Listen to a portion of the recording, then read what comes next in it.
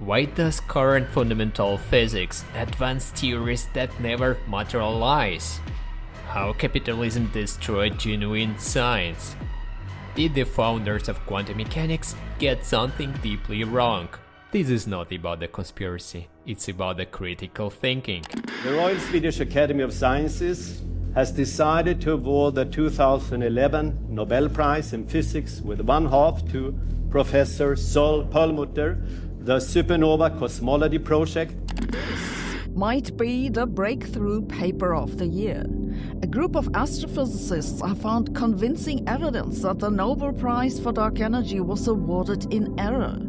The expansion of the universe might not be accelerating as we've been told, and that might just entirely change our understanding of the universe. Theoretical discoveries in physical cosmology. And the other half, for the discovery of an exoplanet orbiting a solar-type star. In fundamental physics, we've not had any breakthroughs that have been verified experimentally for a very long time. That's just true. Can't argue with that. For the discovery that black hole formation is a robust prediction of the general theory of relativity. Our data doesn't quite fit the standard model. In the standard model, this cosmological constant is causing a universe to accelerate its expansion, but they find that the acceleration is not exactly as predicted by a cosmological constant. Nobel Prize in Physics for groundbreaking contributions to our understanding of complex physical systems. I don't like talking about crisis. I talk about stagnation. 3 scientists jointly win this year's Nobel Prize in Physics for their work on quantum information science that has significant applications. I think one issue is that string theory is still very speculative. We don't know that string theory is the confirmed best theory of quantum gravity. And I think that there's some reluctance to try to spend too much time trying to understand the metaphysical underpinnings of a theory that isn't substantially verified at this point. The 3 scientists taking home the prodigious prize for their work concerning electrons in atoms during the tiniest of split seconds. And I think, a lot of that is because, they're well aware that, there are really serious, difficult problems with this going. Whether you want to call it a crisis or whatever it is, there are real problems, and they're just not very interested in kind of acknowledging and publicizing that. The Nobel Prize in Physics has been awarded to a trio of scientists for their discoveries that show quantum physics in action. John Clark, Michel Devereux, and John Martinez all work at universities in the U.S. Quantum mechanics is the fundamental physical theory that describes the behavior of matter and light. The Nobel Committee pointed out that there is no advanced technology today that does not use either quantum mechanics or quantum physics. The Schrödinger equation, quantum theory as a whole, is wrong.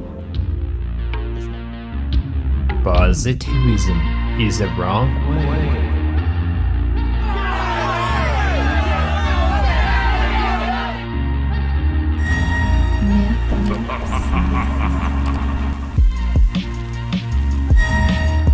Greetings, my beloved lovers of the scientific truth.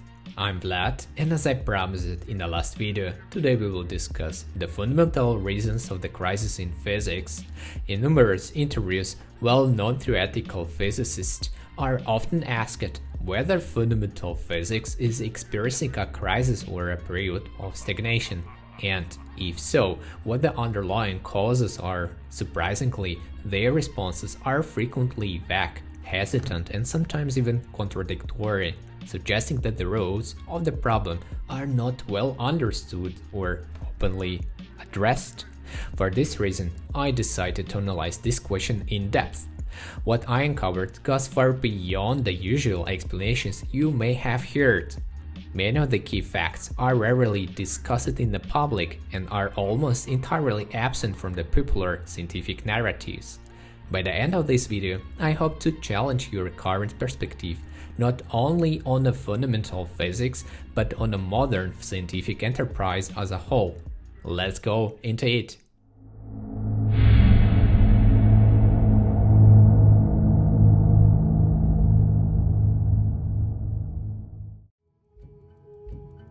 We study the phenomena of nature not by directly engaging with them, but rather through the shadows they cast. These shadows at times can be deceptive, leading our understanding of the phenomena to resemble fiction rather than reality. Therefore, in science, it's crucial to recognize when it's necessary to step back and reconsider our approach. For decades, mainstream physics has been dominated by a method rooted in positivism. But here's a twist. Positivism didn't just naturally evolve in science, it actually comes from a broader postmodernist worldview, which many argue was deliberately shaped by a powerful elites. Why? Because it serves their interests by limiting how we think and what kind of questions we are allowed to ask. This system keeps control centralized, and progress, especially in deep foundational areas like physics, gets stuck. There is another important point we need to talk about. Many history and sociology researchers believe that scientific and technological progress on Earth was intentionally slowed down, starting in the middle of 1970s. This period is often linked to the influence of the Club of Rome, an organization founded in 1968. The club argued that unlimited material growth was impossible, and this idea supposedly became the justification for limiting progress in key scientific areas, especially in fundamental physics. Why would anyone want to slow down progress? Because future breakthroughs could lead to powerful technologies that might fundamentally change society, and even give the people the tools to free themselves from exploitation by elite groups. In other words, controlling the science means controlling the future. For decades, the spotlight has been on information technology, things like the internet, electronics, and modern communication tools, and sure, they've brought a lot of the convenience, but there is another side to the story. These technologies became the center of attention because they offer powerful ways to influence and control society.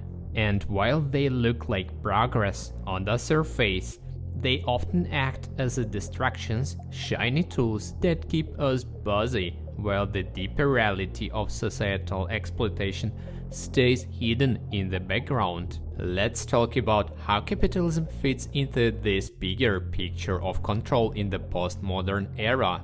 Capitalism doesn't just shape our economy, it also shapes what kinds of knowledge we value. If an idea can make money, it gets support, funding, and attention. But if knowledge doesn't bring immediate profit, it's pushed aside. And here's an important part. When certain ideas or discoveries threaten the foundations of the capitalist system, there are often strong efforts to silence them, block them, or make sure they never reach the public. So, in a sense, capitalism becomes another tool of postmodern control, deciding which knowledge we are allowed to explore and which knowledge is quietly filtered out. Today, many major journals operate like profit-driven companies. Their revenue depends on publishing more and more research papers, and that pressure for volume often comes at the cost of real scientific quality. As a result, constructive criticism gets pushed aside, and financial incentives start to outweigh the pursuit of objective, honest science. A lot of researchers run into serious obstacles when their work challenges the dominant scientific paradigm, especially when that paradigm lines up with powerful capitalist interests. Why does this happen? Because the major scientific journals, big publishing giants like Springer, Wiley, and Elsevier, and even influential non-profits like AAS, hold the enormous control over what gets published and what doesn't. These organizations act as gatekeepers, deciding which experimental results become visible to the world and which ones never see the light of day. This creates a filtering system that slows down real scientific progress and hinders technological innovation. And although these journals present themselves as transparent and objective, their true independence is still very much open to question. So the big question remains, who really decides what counts as science? At the same time, the global system of scientific funding plays a massive role in shaping what kind of research actually gets done. Funding agencies decide which ideas deserve support and which ones gets pushed aside, and that creates a system where real scientific progress can be slowed down or even blocked entirely. The result? We stay stuck with the same old technological framework, especially one that still relies heavily on carbon-based energy, and that's not an accident. The economic elite who benefit from the current system have every reason to resist rapid technological change. Any breakthrough they don't control could threaten their economic power. So, the suppression of the scientific innovation isn't just a side effect. It becomes a strategy to maintain the existing social and economic world order. In modern society, what we often call progress might not actually be progress at all. In some cases, it's more like stagnation, hiding behind a new narrative. We've shifted from focusing on things we can measure, like longer life expectancy, better living standards, faster technology, to things that are much more abstract and harder to quantify. Think about it. Ideas like yoga, meditation, psychology, parapsychology, psychopharmacology, psychedelics, video games, even the way we use the internet. These are not inherently bad, but they represent a move away from the clear, measurable markers of development we used to rely on. And the same thing is happening in fundamental physics. Instead of grounding theories in measurable, testable scientific principles, parts of the scientific community have drifted toward a more positivistic and falsifiable approach, where the variables cannot really be measured at all. This trend is especially visible in fields like string theory, where the elegance of the mathematics often replaces direct experimental evidence. Just because a mathematical model built from a physical theory matches experimental data doesn't automatically mean that the theory reveals the true, fundamental nature of reality. What it really means is that the math we are using happens to line up with the measurements we are making, and usually only within a certain range. Outside those conditions, the predictions can start to fall apart, and when a theory stops matching the data, that is a signal. The model isn't giving us the full picture of nature. It might capture part of the truth, or none of it at all. In other words, a theory can be useful and still not be fundamentally true. One fascinating example of this problem shows up in quantum mechanics. At very small scales, quantum mechanics works incredibly well, but it doesn't really fit together with Einstein's theory of relativity or with the physics of everyday, macroscopic objects. This mismatch has forced physicists to try out unconventional tweaks to the theory. Sometimes these tweaks lead to unexpected results, like the unusual or anomalous magnetic moments of particles such as the electron, proton, or neutron. These anomalies give us hints that there is still a lot we don't fully understand about the fundamental laws of nature. At the beginning, capitalism actually helped science flourish. Back then, fundamental research was driven mostly by passionate enthusiasts, people who were genuinely curious and often worked without pay, simply for the love of discovery. These early scientists weren't chasing profits, their work rarely produced marketable products. But as capitalism evolved, things changed. Over time, the system began to prioritize profit over pure inquiry, and this shift has in many ways contributed to the decline of authentic scientific progress on a global scale. So while capitalism kick-started science in its early days, it later created pressures that shaped research more around money than curiosity. Right now, most fundamental research is funded by governments. On the plus side, this means more scientists, more labs, and more resources to tackle big questions. There is a downside too. When funding becomes the main goal, some researchers focus more on keeping the money flowing than on actually discovering how nature works.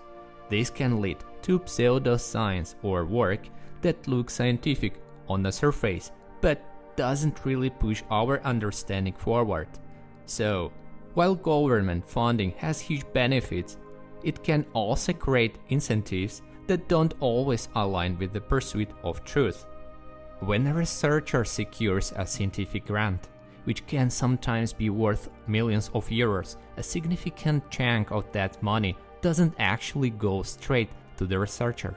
In fact, usually 15 to 50% of the funds are kept by the university or research institute where they work. So, while the grant supports the project, the institution also benefits financially from hosting the researcher. These funds are what keep academic organizations running. They cover everything from office space and utilities to research equipment, administrative costs, and staff salaries. That's why universities and research labs really depend on a steady stream of grants to keep their work going. In many universities and research institutions, a researcher's job and even their paycheck often depend on securing funding. That's because most researchers are hired on temporary contracts, which basically tie their salaries to the grants they bring in. Meanwhile, administrative and support staff usually have permanent contracts, which means their income is secure regardless of funding. This creates a huge gap between researchers and other staff, and it's no wonder many see this as unfair. So, next time you hear about grant pressure, remember it's not just about the experiments and publications, it's about job security too.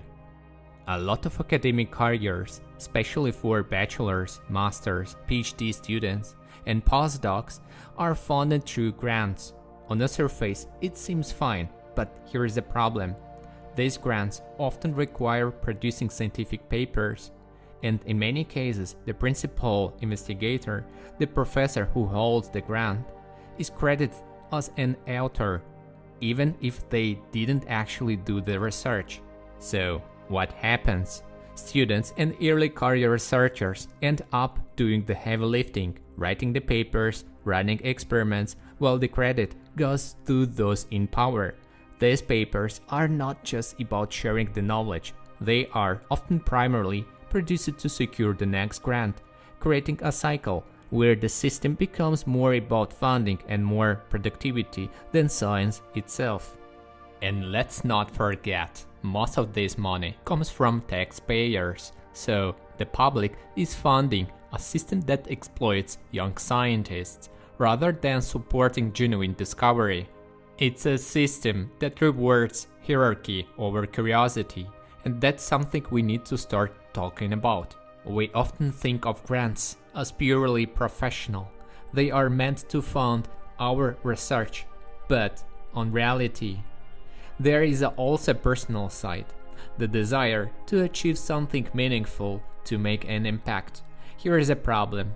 Most research funding lasts only 3 to 4 years. Think PhD programs or short-term grants. That's often not enough time to produce truly groundbreaking results. And yet, the system pushes researchers to show results no matter what.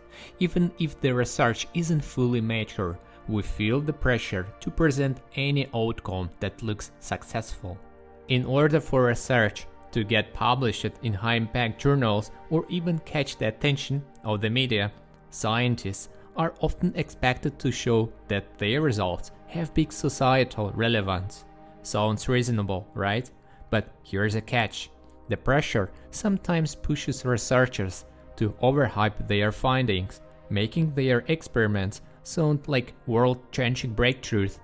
The problem is, after years of these claims, most of these so-called breakthroughs don't actually lead to major scientific advances or practical technologies. Instead, they create what you might call an illusion of progress, making certain discoveries seem far more important than they really are. In short, not everything what's hyped as revolutionary actually is, and understanding that is key to seeing how science really moves forward. This dynamic actually fits into the bigger crisis in modern physics, a crisis that's mostly invisible not just to the public, but sometimes even to the scientists themselves. But here is something important. Negative experimental results are still extremely valuable. Even if an experiment doesn't confirm a hypothesis, it adds to the scientific record, helps refine our theories, and can be published in respected journals. These kinds of results are not just side notes, they are crucial for building careers, fostering meaningful scientific discussions, and moving the field forward. In today's scientific landscape, securing research grants usually means working within topics that fit neatly into the dominant scientific paradigm. Projects that challenge established ideas or propose entirely new frameworks often struggle to receive institutional support. As a result, scientists pursuing unconventional or innovative directions may be denied funding and labeled as fringe or outliers, regardless of the potential merit of their ideas. This dynamic creates a system where many novel theories, especially in areas like particle physics and quantum field theory, are shaped less by genuine curiosity and more by the pressure to publish and secure future grants. In other words, the incentive structure can end up prioritizing career survival over true scientific exploration, leaving both paradigm-shifting research at disadvantage. Regrettably, the financially parasitic researcher is not the sole reason why the positivist scientific paradigm persists. Another significant factor is the fear of losing academic title and positions, scholarships, social connections, and reputations, which leads to the neglect of important scientific issues and the reluctance to challenge the established paradigm. Moreover, older generations of scientists, educated under a specific paradigm, resist change for fear of losing their academic authority. This creates a situation where a vast number of doctoral theses, master's and bachelor's dissertations, research articles, and books are all based on the prevailing scientific paradigm. Consequently, rejecting this paradigm would invalidate much of the existing body of research. One of the biggest challenges in today's postmodern research landscape is the sheer number of papers that rely on questionable or even falsified data. And here is the problem: when even these issues are eventually discovered, retracting a paper can take years. During this time, other scientists continue to cite these flawed studies as if they were valid, building new research on foundations that might be completely wrong. Now, you might ask, why don't we just review everything more carefully? The truth is, it's almost impossible. With millions of papers already published and the number of the new publications growing exponentially every year, no research in 2026 can realistically stay fully up to date, even within a narrow field. There is another worrying trend too. Some papers, even in well-respected journals, are being published without the necessary experimental data. That means entire claims about new physical effects get accepted by default, without proper evidence behind them. This situation creates a scientific ecosystem where noise can overshadow real discoveries and where the responsibility to maintain rigorous standards becomes more critical than ever. Over the last 50 years, science has changed a lot, but the core method we use, especially the positivist approach, hasn't evolved nearly as much, and this creates a real challenge, especially in particle physics. Think about it. How we search for new particles today, it often comes down to extremely expensive experiments that operate a bit like trial and error. We build massive machines, collide particles at higher and higher energies, and essentially say, let's see what happens. And while this method has given us important discoveries, it also means each new step costs more money, more time, and more resources. What's interesting is that modern physics now produces huge amounts of experimental data, yet the actual depth of insight we gain from that data seems to be shrinking. We are collecting more information than ever before, but learning less about the fundamental nature of reality. So the big question is, do we need a new scientific approach to push physics forward? As a result, postmodernist positivist scientists first deny or ignore problems that challenge the established scientific paradigm. Second, assert that there is nothing new to discover, signaling the death of science, since science inherently involves ongoing discovery and development. Third, prioritize productivity over the pursuit of valuable, meaningful knowledge, which contradicts the very essence of scientific progress. Fourth, driven by the pursuit of wealth and prestige, contribute to the manipulation and distortion of the scientific community through the falsification or misrepresentation of experimental data. This is our age. The blind are led by madmen. If you look closely at the intellectual roots of positivism in physics, you will notice a striking pattern. Many of its most influential early figures came from Germanic language Europe or the broader English-speaking world. We already mentioned some key names in the first video. Ernst Mach, for example, was an Austrian physicist and philosopher. David Hume was a British philosopher, and Bertrand Russell was a British philosopher as well. Their style of thinking, especially the suspicion toward unobservable entities and the emphasis on the what can be operationally measured, didn't remain a purely philosophical debate. Over time, it shaped the mindset of the next generation of physicists, those later labeled as the founders of the quantum mechanics.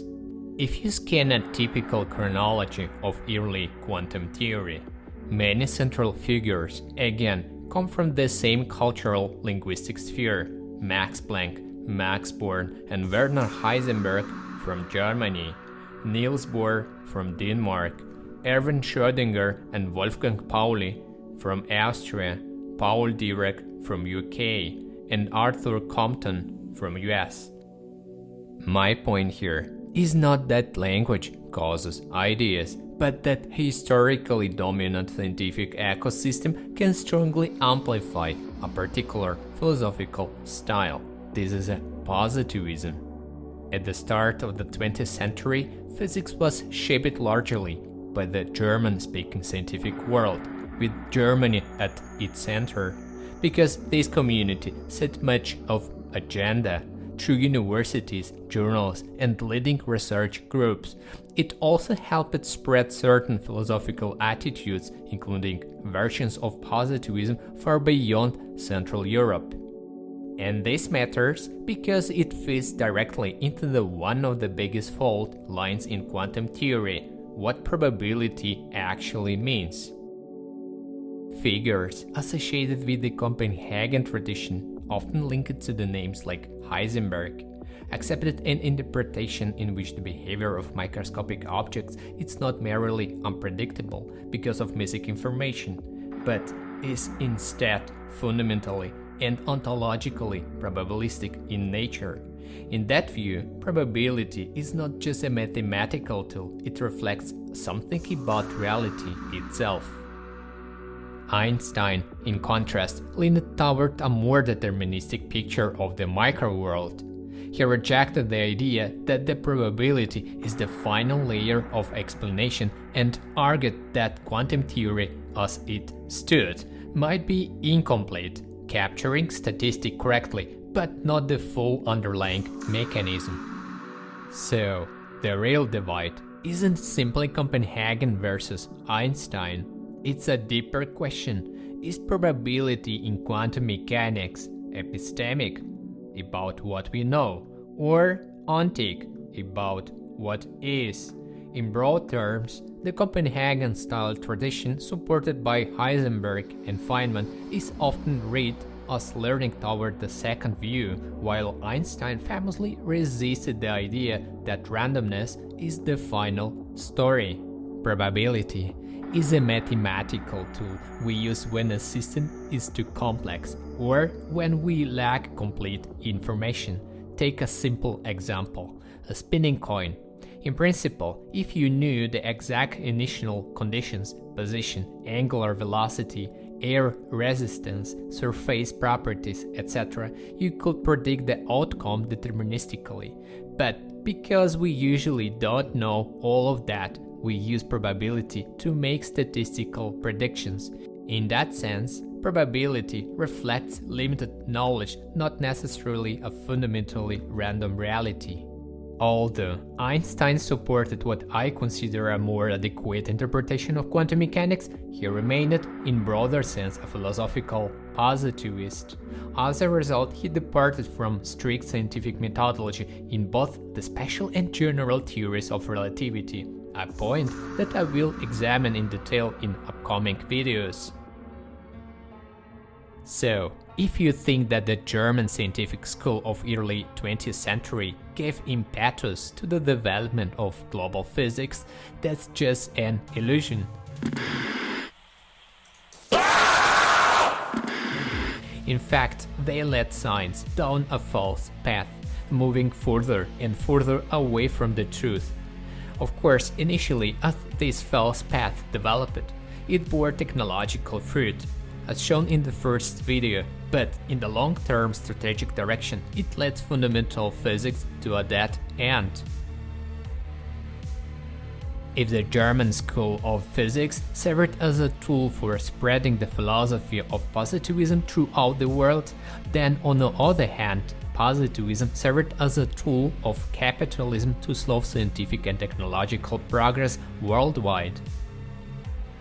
Thus, one can conclude that mostly Heisenberg, Feynman, Einstein, and the German-speaking countries, together with capitalism, practically destroyed fundamental physics and dragged the rest of the scientific community to the very bottom of reality.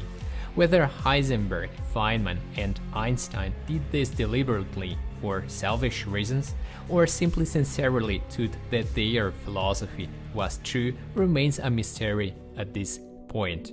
This answers the popular question why we are experiencing a crisis in fundamental physics and who is to blame. Positivist science doesn't exist in a vacuum. Even the most technical fields like quantum physics are shaped not only by experiments and equations, but also by cultural, philosophical, sociological, and even political environments in which scientists work. For example, Werner Heisenberg and Niels Bohr, key figures in the development of quantum mechanics, were members of the Pontifical Academy of Sciences, where their primary goal was to use quantum mechanics to prove the existence of God. This connection suggests that the political interests of the Vatican may have influenced the development of quantum mechanics, and by extension the broader scientific paradigm in fundamental physics. Such a scientific paradigm reinforces the majority view even when it leads to absurd conclusions.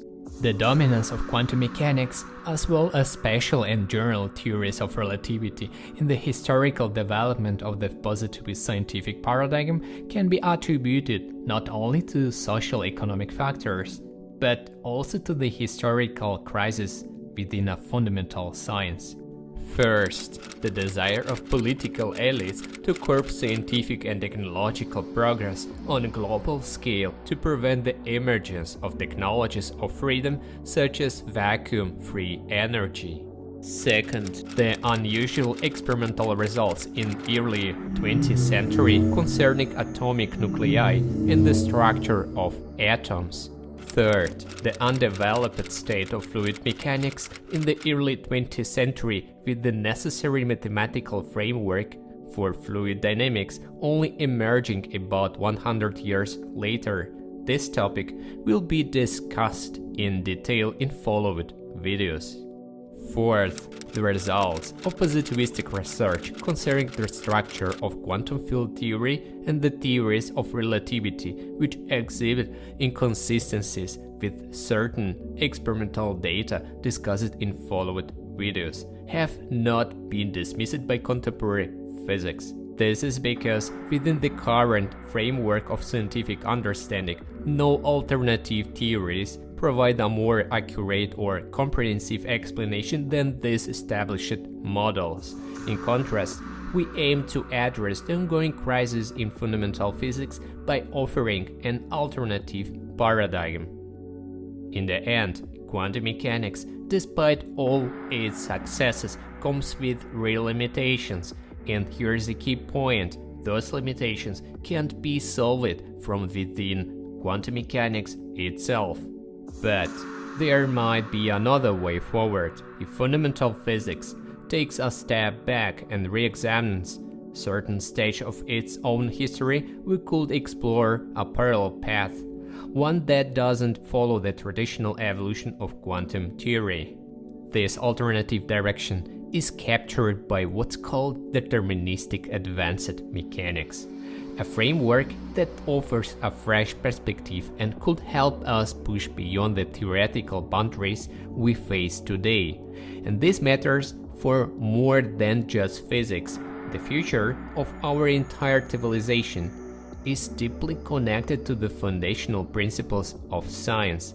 Fundamental physics isn't just about particles and equations. It's a base layer that shapes technology, innovation, and even how we understand our place in the universe. If we want to move forward, we need to rethink the foundations themselves. A true scientist investigates nature not for personal gain, but because of the intrinsic joy in understanding the beauty of nature. As such, a scientist must distinguish between the truth and falsehood, and align with others who are committed to the pursuit of truth. Yes, the universe can feel like a better version of reality.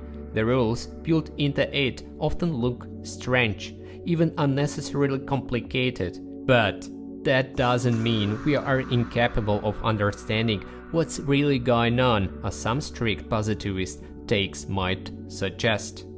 A classical example is the famous line often associated with physicist Nathaniel David Mermin: "Shut up and calculate." The message is simple: stop arguing about the deeper meaning of quantum mechanics and just use the mathematics to get the right predictions. But is that enough? And what do we lose when we treat interpretation as something we are not allowed to talk about?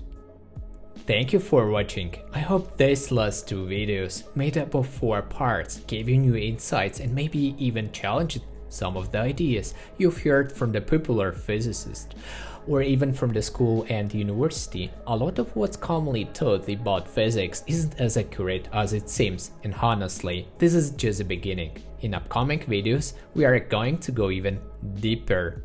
If you want to explore a truly fundamental analysis of the double-slit experiment in the next episode, make sure to subscribe, leave your like, and support this kind of the content so I can continue creating it. Thank you very much for your time, and I will see you again in next video. Bye bye. If you're interested in more details, follow the link below in description. Physical vacuum theory, the theory that describes the quantum mechanics from another perspective, only on Amazon.